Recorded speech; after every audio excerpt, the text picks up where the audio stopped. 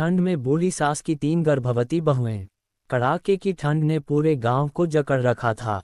पहाड़ों से उतरती बर्फीली हवा जब कच्चे घरों की दरारों से भीतर घुसती तो चूल्हे की आग भी कांप जाती। उसी गांव के आखिरी छोर पर मिट्टी और पत्थर से बना एक पुराना सा घर था, जहां रहती थी दादी कुसुम, 70 पार की बूढ़ी सास और उनकी 3 गर्भवती बहुएं, सीमा, राधा और पूनम। कुसुम के पति को गुजरे बरसों हो चुके थे। तीनों बेटे शहरों में दिहाड़ी पर काम करते थे, कोई ईंट ढोता, कोई फैक्ट्री में, कोई ढाबे पर।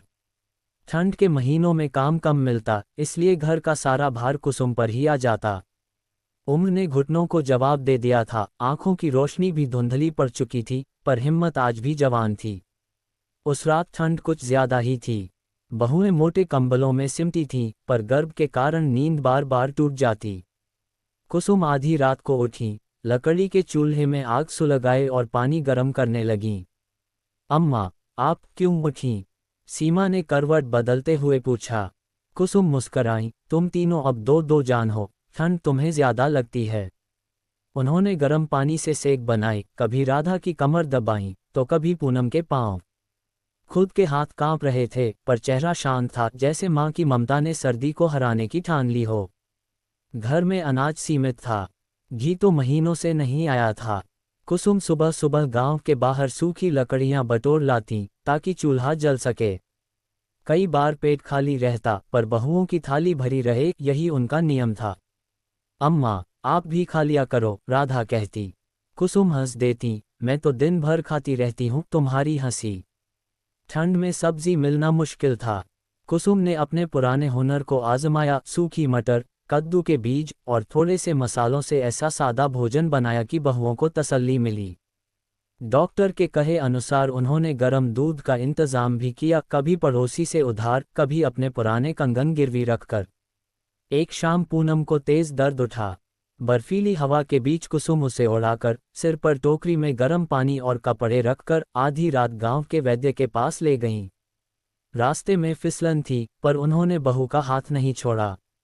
अम्मा, आप गिर जाएंगी, पूनम रो पड़ी। पहले तुम सुरक्षित रहो, कुसुम की आवाज में दृढ़ता थी। वैद्य ने दवा दी, आराम की सलाह दी। लौटते समय कुसुम ने अपनी शॉल पूनम को उड़ा दी। खुद ठंड में कांपती रहीं, पर कदम नहीं रुके। दिन बीतते गए। ठंड अपनी चरम पर थी, पर घर में एक अजीब सी गर्माहट थी, आपसी भरोसे की। सीमा ने सिलाई सीखनी शुरू की, राधा ने घर में दही जमाना, पूनम ने कढ़ाई। कुसुम ने उन्हें सिखाया कि मुश्किल में हाथ नहीं, हौसला गर्म रखना होता है। एक सुबह गांव में खबर फैली, शहर से बेटों की मजदूरी मिली है।